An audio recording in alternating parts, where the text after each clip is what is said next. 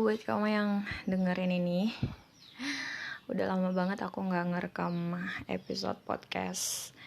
So that's why aku sebenarnya agak ragu ya buat membuat episode yang ini. Kalau buat kamu mungkin informasi tentang COVID-19 ini alias coronavirus disease ini itu kayaknya udah overheard banget. Jadi kayak apa ya, kalau bahasanya tuh udah terlalu sering kamu dengarkan. Dan himbauan untuk self distancing juga itu udah dari sekitar 2 minggu atau seminggu lebih yang lalu gitu. Tapi sayangnya ya himbauan ini waktu itu gak disertai sama penjelasan apa dan gimana. Terus virus ini apa sih kok sampai kayak gini banget gitu. Well, aku bukan mahasiswi aktif lagi. Terus yang kedua, aku juga I'm not virologist gitu. Aku bukan ahli virus. Tapi semua yang karena kemarin ya aku ekspektasinya ya paling cuma 4 orang aja lah yang bilang iya, selebihnya mungkin bilang enggak gitu. Tapi ternyata ada 10 orang lebih, 20 orang lebih yang bilang iya gitu. Jadi kayak okay, apa kayaknya aku harus baca gitu.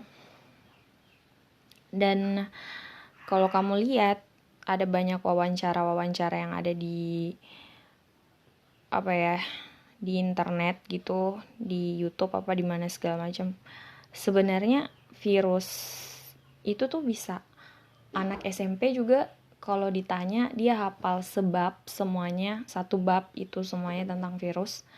Ya anak SMP juga bisa mengutarakan apa itu virus gitu.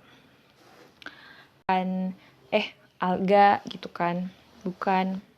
Jadi beberapa kayak aku sempat parno juga karena 2 minggu yang lalu aku kan perjalanannya agak jauh gitu ya. Maksudnya aku ketemu sama orang-orang yang beraneka ragam, terus banyak.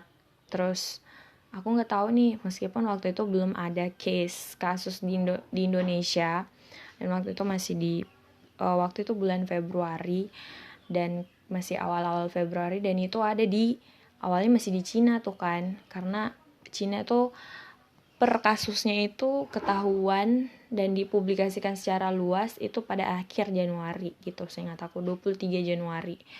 Dan pada saat masuk Februari tuh kayak tanggal 1 sampai 6, aku ingat banget tanggal 1 sampai 6 Februari itu muncul di media sosial kalau Cina tuh lagi bangun rumah sakit terbesar. Dan setelah tanggal itu Cina tuh memblok kotanya gitu. Jadi di situ ada istilah lockdown. Nah, ini juga nih yang jadi viral juga karena Indonesia sampai sekarang tuh belum menerapkan sistem tersebut. Tapi menurut aku, coba deh tebak. Menurut aku sebenarnya self distancing itu adalah versi paling rendah dari lockdown gitu.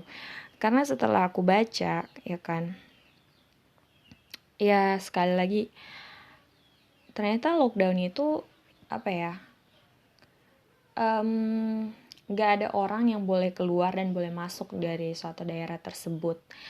Dan orang-orang dilarang untuk keluar. Tapi sekali lagi setiap negara punya kebijakan lockdownnya masing-masing.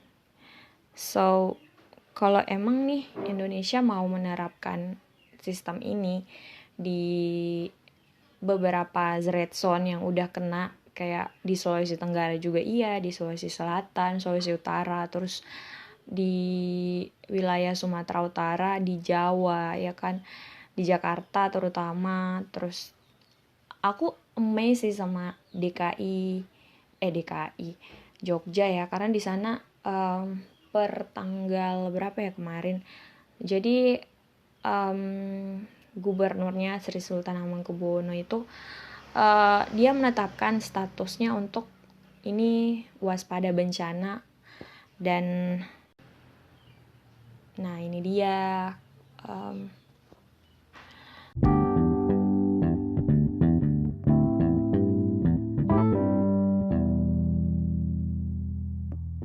so virus itu ada bagian kapsid pembungkus tubuh virus yang tersusun atas protein. Terus juga ada isinya itu dalam kapsid berupa materi genetik pembawa sifat keturunan yaitu DNA atau RNA. Jadi dia punya salah satunya aja. Terus ada bagian kepala. Kepala virus berisi DNA yang diselubungi oleh kapsid atau RNA yang diselubungi oleh kapsid. Terus ada juga bagian ekor. Bagian ekor berupa jarum dan berfungsi untuk menempelkan tubuh virus pada sel inang. Ekor ini melekat pada kepala kapsid. Struktur virus ada 2 macam. Yaitu virus telanjang dan virus terselubung. Jadi ada selubungnya ya kan. Pengembangbiakan virus. Nah, di sini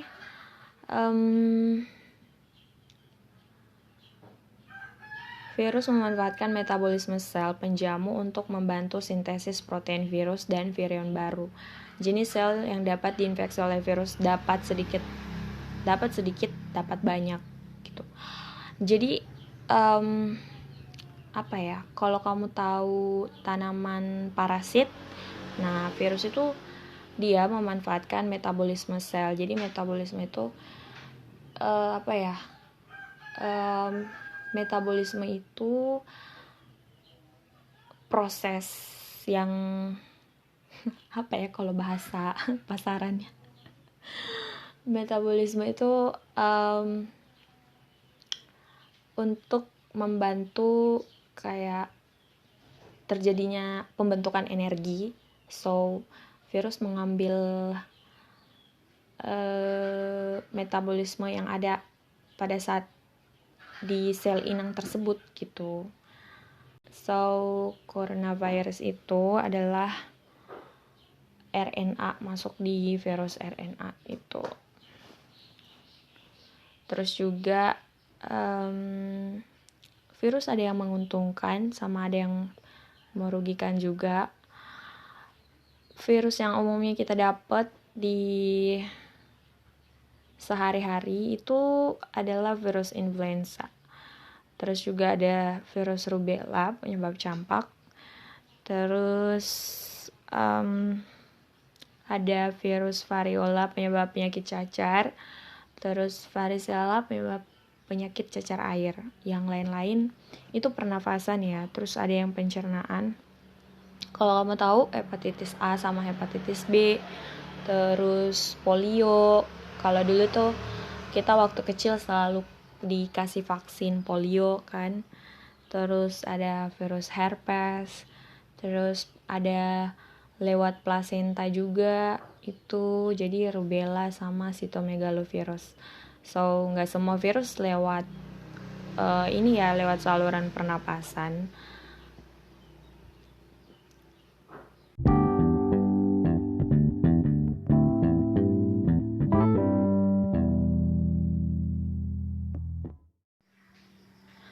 Itu dia tadi tentang apa itu virus. Terus juga kalau kamu ini sedikit tambahan sih, kalau virus itu sebenarnya secara natural, secara alami itu ada di setiap elemen di mikroorganisme yang ada di dunia ini. Jadi mau itu tumbuhan, mau itu hewan dan manusia dan benda-benda di sekitar kita. Tapi sekali lagi virus itu punya sifat yang resisten. Resisten itu artinya dia bisa mengkristalkan dirinya dan menjadi benda tidak hidup alias benda mati ketika berada di permukaan benda lain kayak gitu. Jadi virus itu sifatnya dia baru bisa aktif ketika dia berada di inang alias apakah itu di tubuh tumbuhan, apakah itu di tubuh hewan, ataukah itu di tubuh manusia gitu. biasanya yang selama ini yang kita lihat nggak pernah tuh ada virus dari tumbuhan masuk ke manusia, atau maybe ada tapi aku nggak tahu. Terus yang selama ini kita dapatkan adalah virus dari hewan yang menginvasi masuk ke tubuh manusia gitu.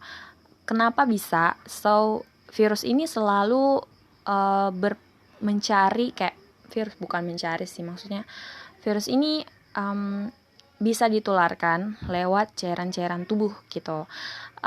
Cairan tubuh itu apa? Itu adalah jadi semua bagian tubuh kita ini secara sadar nggak sadar itu ada cairannya. Jadi kayak di mata kamu, terus di hidung, terus di mulut, terus darah, apalagi ya, plasenta, terus juga di urin, kemudian di feses, terus juga termasuk di semen alias air mani gitu. Jadi lewat dari sana itu bisa terjadi perpindahan partikel virus gitu. Virus itu sendiri disebut juga dia benda hidup sama benda mati gitu. Antara dia tuh bisa di situ. So ketika kamu punya habit yang gak bersih, kayak mungkin pola makan yang gak bersih, atau mungkin bukan kamu lah, atau mungkin biasanya virus ini dari hewan ke manusia bisa terjadi karena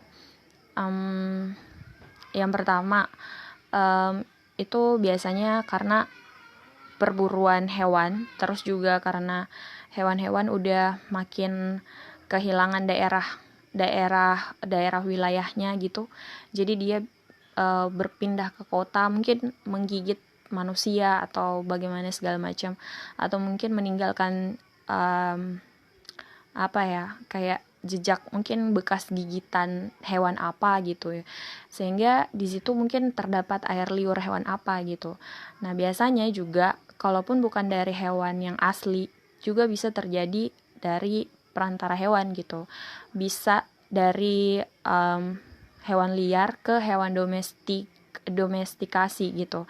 Domestikasi tuh domestik ya. Jadi domestikasi itu adalah hewan-hewan yang udah jinak, yang udah biasa kita pelihara di rumah, misalnya ayam, misalnya anjing, misalnya, tapi bukan anjing liar ya, anjing, terus misalnya kucing. Ya mungkin hewan-hewan ini aslinya sih sehat gitu, mungkin ya gitu, tapi dia bisa tertular dari virus dari hewan liar lainnya gitu. Jadi mungkin bisa lewat makanannya hewan lain mungkin, atau mungkin lewat bekas urinnya gitu, atau mungkin fesesnya yang kemudian masuk dan tertelan di tubuhnya, terus ada virusnya, dan itu bisa berkembang, dan itu kalaupun itu bisa masuk lagi ke manusia gitu. Nah ini dia tambahannya. Kalau untuk episode selanjutnya aku bakal bahas yang lain, so stay tune terus.